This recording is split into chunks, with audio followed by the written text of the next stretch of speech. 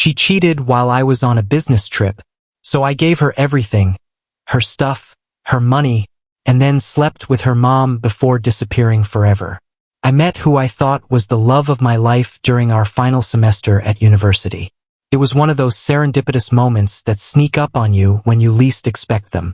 The party was at Tom's house, a mutual friend who lived off campus, and the air was alive with laughter, music, and that end-of-college energy that made everything feel a bit more significant. That night changed my life. She walked in with a group of her friends, and something about her presence captured me instantly. The way she smiled, the sparkle in her eyes, her effortless grace. Within minutes, we were locked in a deep conversation that stretched from career dreams to hiking trails we hoped to explore someday. I found myself drawn to her warmth, her ability to make anyone feel at ease, and despite being more on the reserved side myself, she seemed genuinely interested in me. I wasn't the loudest in the room or the flashiest, but somehow, she noticed me, and that meant everything. She had this natural aura that pulled people in, the kind of charisma that made her shine wherever she went, and yet she chose to spend her time with me. That first night sparked a connection that quickly blossomed into something real.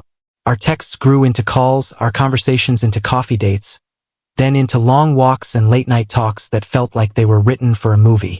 By the time we graduated, our bond was undeniable. I landed a respectable job in finance, while she chased her ambitions in corporate law. A year after graduation, we moved in together in a cozy apartment in Seattle. Our lives intertwined seamlessly, our friend circles merged, our weekends became mini-adventures, and her family welcomed me with open arms. Well, all except her father, who maintained a cold distance, though her mother assured me he was that way with everyone. Still, I thought we were building something unbreakable. 2.5 years passed in what felt like a dream. Then, I proposed, under a sky full of stars, nervous yet overwhelmed with joy when she said yes. It was the happiest moment of my life. She took over wedding planning with a vigor that matched her personality. Detailed, passionate, committed. We spent evenings discussing venues, honeymoon ideas, and the life we would build together.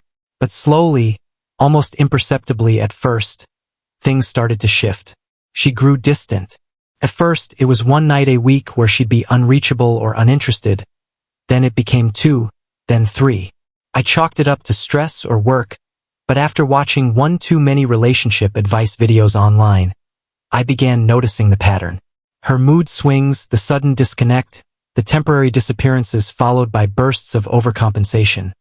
It was all there, hiding in plain sight.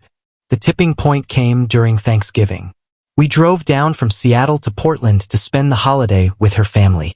It was there that her behavior turned from strange to alarming. She was visibly cold toward me in front of her mother, something completely out of character. Her mother, always astute, pulled her aside for a conversation. I couldn't hear the words, but the raised voices told me enough. When they returned, everything was back to normal. Too normal. I asked her about it later, but she brushed it off, saying we'd talk once we got home. I trusted her. That was my mistake. 2 weeks later, her firm hosted their annual holiday party. I had planned to join, but a nasty bout of food poisoning had me shackled to the bathroom. I told her to go anyway. Her friend Rachel was driving, so I knew she'd be safe. As I lay miserable at home, I occasionally checked her location just to feel connected. Restaurant, party venue, bar, all checked out. But then I saw it, downtown hotel. My heart sank, and it had nothing to do with the stomach bug. When she returned the next day, I played it cool. Asked about her night casually. She mentioned the restaurant, the party, the bar. Then she said she crashed at Rachel's. A lie. The first direct lie she'd ever told me. From that point on, her late nights increased. Whenever I questioned it, she'd get defensive, accusing me of being controlling. One night, after she came home past midnight, I called her mother. That's when I learned her mother had been suspicious since Thanksgiving. She'd noticed the same emotional distance and mentioned their text conversations had become sparse and odd. Not long after, I was assigned to a project in Chicago, 5 weeks of Monday to Friday travel. When I broke the news, She seemed a little too excited. That was the moment I knew I had to find out the truth. Before leaving, I ordered 4 tiny, discreet security cameras online. I planted them around our apartment, living room, kitchen, bedroom, hallway, all connected to a private network, hidden from our regular Wi-Fi. I set everything up securely, password protected, then left for Chicago. Week 1 passed with nothing noteworthy, a couple of movie nights with friends. But then, midway through week 2, I saw him. A man entered our apartment. I sat in my hotel room watching the live stream in shock. The worst part? I called her mid-act. She paused, answered, claimed she was out of breath from the gym, then went right back to him. When I returned that Friday, I couldn't even bring myself to look at her. The next morning, I took my bike and rode until I couldn't feel anything. Almost 100 miles. That night we went out with friends, had drinks, slept together. Through it all, I was numb. She didn't notice a thing. I confided in my friend Mike, hoping for clarity. What he told me made everything worse. All our friends knew. They'd known for months.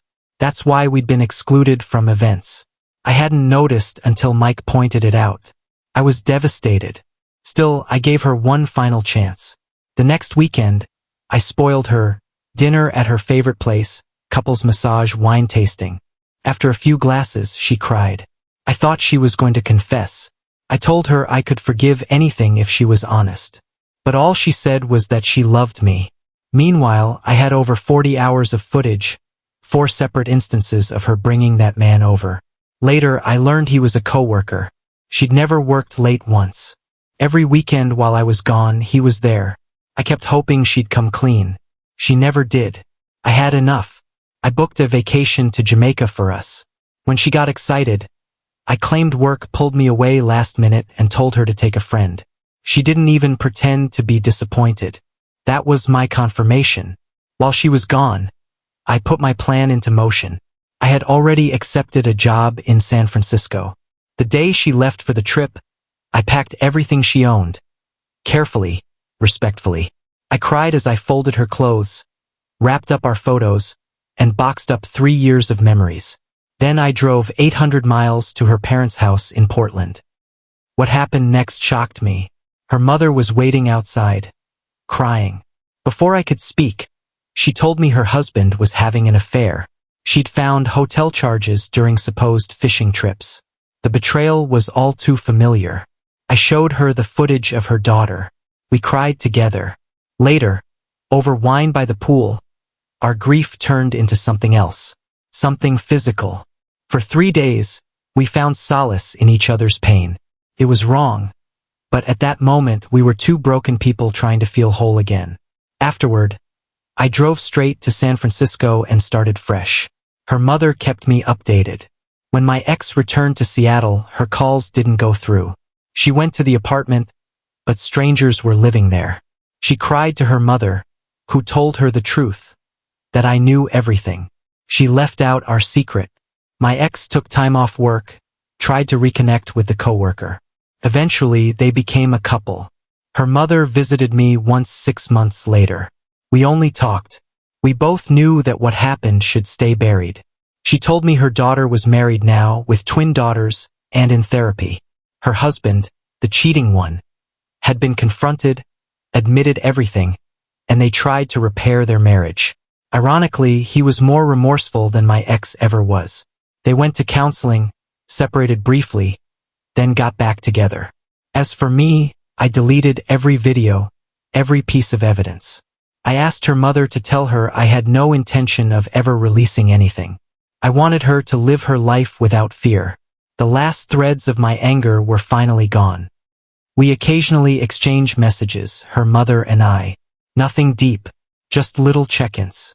Sometimes I wonder if things could have been different, if she'd confessed, if I'd forgiven. But that's a door best left closed. I've built a new life, one full of peace, growth, and healing. Trust is fragile, can be broken in an instant. But the lesson I carry is this: the best revenge isn't screaming or retaliating. It's walking away quietly and thriving. Thank you for watching. If you found this story powerful, Please hit that subscribe button, give it a thumbs up, and share it with friends who might need a reminder that closure isn't always about answers. Sometimes, it's about choosing yourself.